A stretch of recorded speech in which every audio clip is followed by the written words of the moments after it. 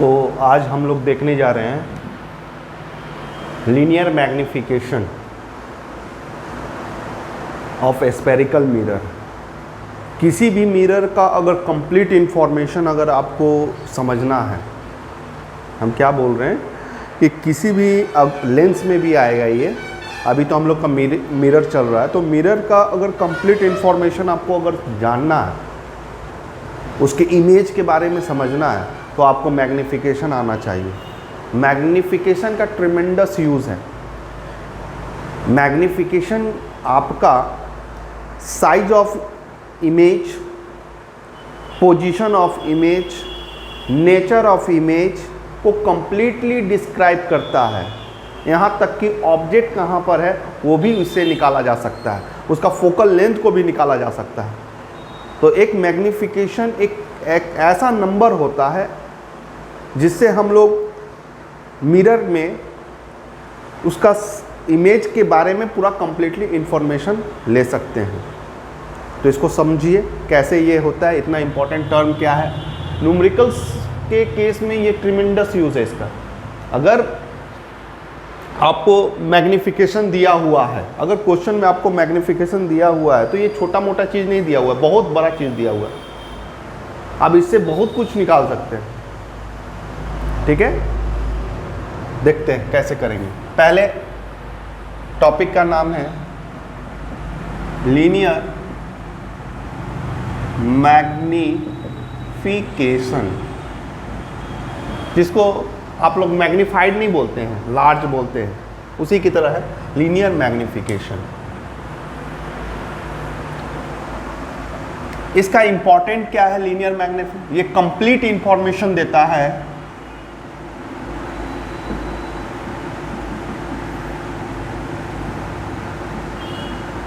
Complete information देता है किसके किसके बारे में? Size of image, position of image, nature of image, यहाँ तक कि ऑब्जेक्ट डिस्टेंस, ऑब्जेक्ट का पोजीशन भी बतलाता है, ऑब्जेक्ट का भी पोजीशन बतलाता है। तो लीनियर मैग्निफिकेशन जिसे m से रिप्रेजेंट करते हैं, वो इतने सारे चीज़ों के बारे में आपको इन्फॉर्म करता है। ठीक है, ये सारे। अगर डिफिनेशन लिखा जाए, इसका डिफिनेशन क्या होगा? It may be defined as the ratio of size of image to the size of object. It may be defined as the ratio. It may be defined as the ratio. ये एक ratio है, divide है, भागा है। किसके बीच में? Size of image, size of image divided by size of object, size of image divided by size of object. ठीक है, नोट करके यहां पर आप याद रखिएगा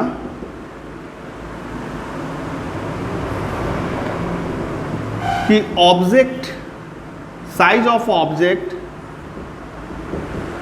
साइज ऑफ ऑब्जेक्ट जो कि O है, ऑलवेज टेकन इन पॉजिटिव। इसे पॉजिटिव ही लेना है आपको, पॉजिटिव ही होगा। Always taken in positive, always taken in positive.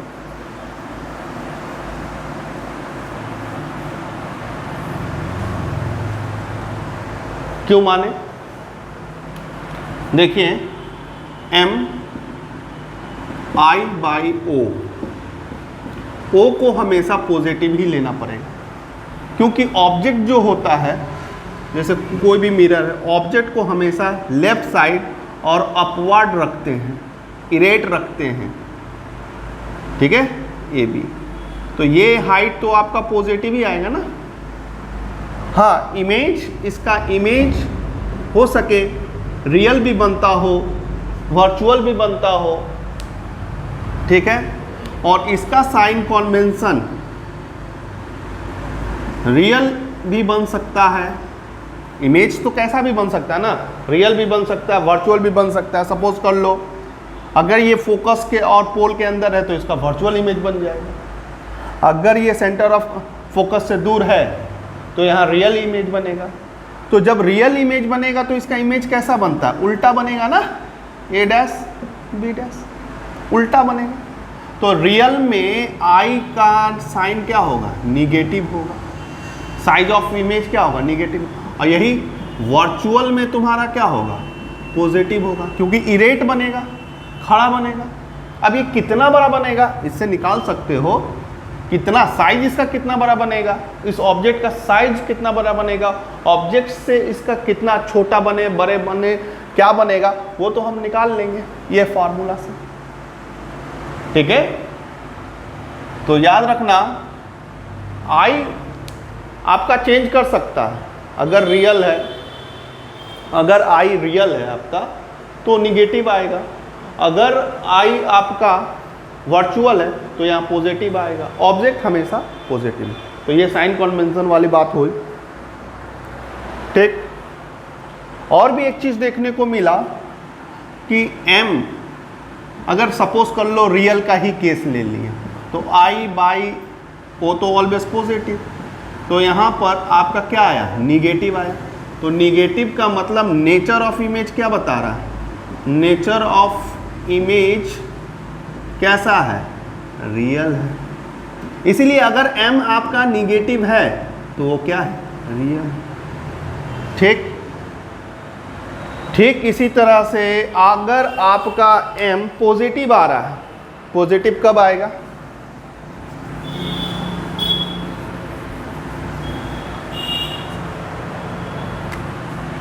जैसे m i बाई ओ, ये तो पॉजिटिव ही रहेगा। ये पॉजिटिव कब आएगा, जब वर्चुअल होगा। तो m तुम्हारा यहाँ पर क्या है, पॉजिटिव आएगा। अगर m पॉजिटिव है तो कौन सा नेचर, नेचर ऑफ इमेज क्या बता रहा है, इमेज वर्चुअल बता रहा है। क्लियर है, पॉजिटिव निगेटिव का साइन समझ में आया। m अगर पॉजिटिव होता है तो क्या बताता है, वर्चुअल। m अगर निगेटिव होता है तो वो क्या बताता है, रियल। ये नेचर के बारे में हुआ। साइज के बारे में आप इस फॉर्मूला से क्रॉस मल्टीप्लिकेशन करके निकाल सकते हैं। चलिए साइज के बारे में भी डिस्कस कर लेते हैं। सेकेंड, हमने आपको बताया कि मैग्निफिकेशन नेचर को बतलाता है, नेचर को हमने यहाँ पर आपको दिखला दिया। दूसरा मैग्निफिकेशन का यूज़ है कि वो साइज के बारे में भी बतलाता है। तो अब हम लोग साइज के बारे में देखेंगे, साइज के बारे में ये क्या बतलाता है। दूसरा जो इसका एप्लीकेशन है, लीनियर मैग्निफिकेशन का एप्लीकेशन नंबर 2, ये साइज ऑफ इमेज के बारे में बताता है। साइज ऑफ इमेज, अगर m तुम्हारा 1 है, इसका क्या मतलब होता है, ऑब्जेक्ट डिस्टेंस, ऑब्जेक्ट साइज वो बराबर होगा इमेज साइज के, ठीक है। इस बात को प्रूव कर देते हैं। जैसे m i बाई ओ, तो यहाँ पर 1 है, इसका वैल्यू 1 है, तो i बाई ओ, तो i इज इक्वल टू, दोनों बराबर होंगे। क्लियर है। दूसरा, अगर m का वैल्यू 2 है, m का वैल्यू 2 है, इसका क्या मतलब है, खुद बताएगा इसका फॉर्मूला क्या मतलब है।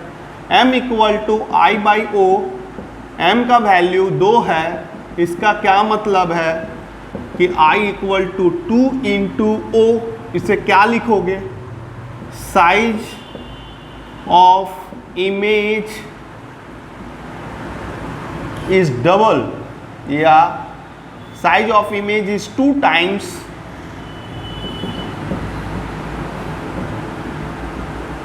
The size of object.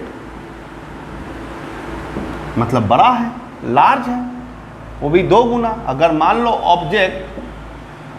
Object का साइज ए बी 2 सेंटीमीटर है, तो इसका इमेज कितना बड़ा बन रहा है, 4 सेंटीमीटर का बन रहा है, ये बतला रहा है। तो m का वैल्यू अगर 1 से ज़्यादा है तो वो क्या बतलाता है, बड़ा बतलाता है, लार्ज बतलाता है, मैग्नीफाइड बतलाता है, ये बतलाया। ठीक है। अगर m का वैल्यू 1 से छोटा है, m का वैल्यू 1 से छोटा है, अगर m का वैल्यू 1 से छोटा है, 1/2 है, ये वैल्यू है, तो आपका फॉर्मूला क्या होगा, m इक्वल टू I/O, तो 1/2 I/O। ठीक है। तो I equal to cross multiplication half into O, फिर से क्या लिखिएगा, size of image half of size of object, object के साइज का आधा है, ये जानकारी मिलता है। ठीक है, क्लियर है। तो आपको एक लमसम में हम बतला देते हैं कि क्या याद रखना है साइज के बारे में। अगर m 1 से ज़्यादा है, 1 से ज़्यादा है, अगर m 1 से कम है, अगर m 1 के बराबर है, ठीक है, ये क्या जानकारी देता है, अगर m पॉजिटिव है, अगर m निगेटिव है, ये क्या जानकारी देता है, तो ये नेचर के बारे में जानकारी देता है बच्चा, nature of image.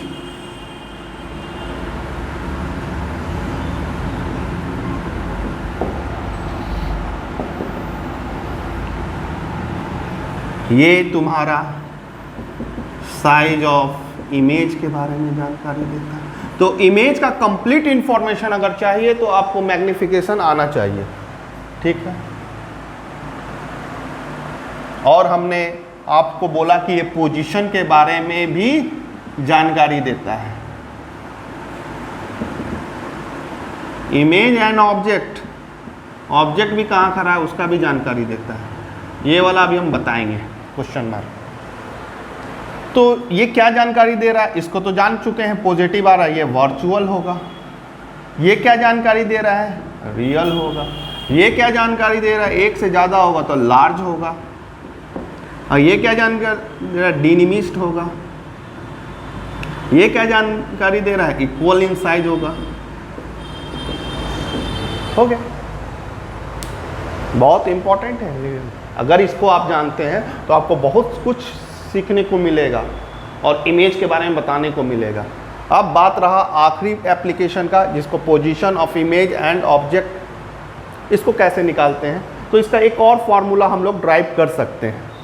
Mirror formula में हमने आपको प्रूव करवाया था, उसमें जा कर के देख सकते हैं।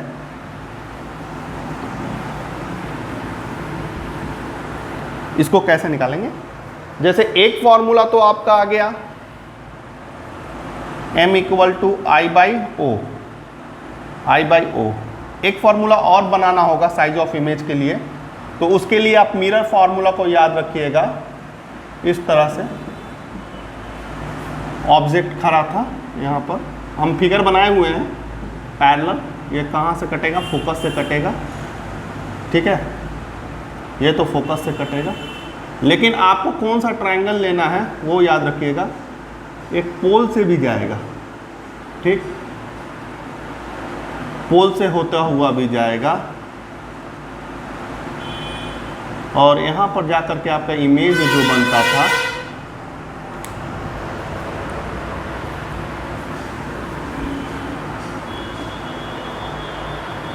देखिए, आप अगर मिरर फार्मूला में जा कर के देखिएगा तो वहाँ पर एक ट्रायंगल हम लोगों ने निकाला है, जैसे A B size of image, ऐसे करके हमने एक ट्रायंगल भी बनाया है। ये size of object A dash B dash, और ये तुम्हारा पी से ट्रायंगल हमने लिया है। इस ट्रायंगल में अगर तुम जाओगे, ये साफ है, ये ट्रायंगल तुम्हारा क्या है, सिमिलर ट्रायंगल है।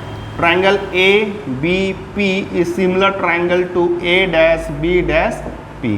तो A dash B dash equal to A B equal to B dash P equal to B P लिखा जा सकता है, लिखा जा सकता है। क्लियर है ये? कोई दिक्कत? अब देखो ए डैश क्या है तुम्हारा, ये साइज ऑफ ऑब्जेक्ट है, ओ साइज ऑफ ऑब्जेक्ट है। ये क्या है, साइज ऑफ इमेज है, साइज ऑफ इमेज है, ठीक। बी डैश पी क्या होगा, ये आपका v है, इमेज डिस्टेंस, और ये क्या होगा, u होगा। क्या होगा, u होगा। विथ साइन कॉन्वेंशन अगर यूज किया जाए, यहां पर लिख रहे हैं a डैश बी डैश को, तो यहां पर माइनस आई होगा क्योंकि उल्टा बन रहा है, और यहां पर ए बी ऑलवेज पॉजिटिव ही होता है, इसको o लिख सकते हो, ठीक। बी डैश पी को दोनों लेफ्ट साइड है तो माइनस बी माइनस यू होगा। साइज ऑफ इमेज डिस्टेंस और ऑब्जेक्ट डिस्टेंस दोनों निगेटिव में आएगा क्योंकि लेफ्ट है, दोनों कट गया। और यहाँ पर I by O minus equal to V by U, ये माइनस को उधर कर दो, I by O equal to minus V by U. इसे क्या बोलते हैं, इसे क्या बोलते हैं, इसे तो m बोलते हैं। क्या बोलते हैं, m बोलते हैं। तो मैग्निफिकेशन का एक और फॉर्मूला आपको निकल करके मिलता है v बाई यू। अगर मान लो क्वेश्चन में साइज ऑफ इमेज नहीं दिया हुआ है, साइज ऑफ इमेज नहीं दिया है, साइज ऑफ ऑब्जेक्ट भी नहीं दिया है, और तुमको मैग्निफिकेशन निकालने के लिए बोलता है, तो तुम इससे भी निकाल सकते हो ना। उसके जगह पर अगर तुमको इमेज का डिस्टेंस दिया हुआ है, इमेज का डिस्टेंस, ऑब्जेक्ट कहाँ पर बन रहा है उसका डिस्टेंस, ऑब्जेक्ट डिस्टेंस और इमेज डिस्टेंस दिया है, दोनों को डिवाइड करके तुम निकाल सकते हो। साइन कन्वेंशन को यूज़ करना पड़ेगा, ठीक है। तो इस फॉर्मूला से आप क्या कर सकते हैं, और एक फॉर्मूला मिल गया मैग्निफिकेशन निकालने के लिए। हो सके ये भी याद रखना है आपको। तो इसका यूज़ देखो, इसका यूज़ क्या है। सपोज कर लो m आपको हम दे रहे हैं, अगर m आपको गिवन कर रहे हैं माइनस v बाई यू, अगर तुम एक भी अगर हमको ऑब्जेक्ट डिस्टेंस देते हो तो हम यहाँ से v नहीं निकाल लेंगे। अगर आप ये गिवन देते हैं, ये गिवन देते हैं, तो हम v निकाल लेंगे। तो इस तरह से पोजीशन ऑफ इमेज भी निकाल सकते हैं, पोजीशन ऑफ इमेज भी फाइंड किया जा सकता है इस फार्मूला से। फोकल लेंथ को भी फाइंड कर सकते हैं, फोकल लेंथ को भी फाइंड कर सकते हैं। उसको याद रखने के लिए फॉर्मूला सिर्फ याद रखिएगा, m का ये फॉर्मूला भी याद रखिएगा, f minus v divided by f, इससे आप फोकल लेंथ निकाल सकते हैं। एक फॉर्मूला और भी है, m equal to f minus u. ये सारा फॉर्मूला आपको मैग्निफिकेशन का याद रखना होगा। एक तरफ लिख दे रहे हैं सारा फॉर्मूला। m का फॉर्मूला क्या क्या याद रखना है, m equal to I by O, एक फॉर्मूला। इसी का माइनस v बाई यू, ये भी याद रखना है, ये एक फॉर्मूला, ये जो सबसे ज़्यादा यूज़ होता है। दूसरा formula f minus v divided by f, और m equal to f minus u. ये सारे फार्मूला आपको याद होना चाहिए, क्योंकि आपको अगर न्यूमेरिकल्स में मैग्निफिकेशन का गिवन वैल्यू मिल जाता है तो समझ लीजिए बहुत कुछ मिल गया है, उससे बहुत कुछ आप निकाल सकते हैं।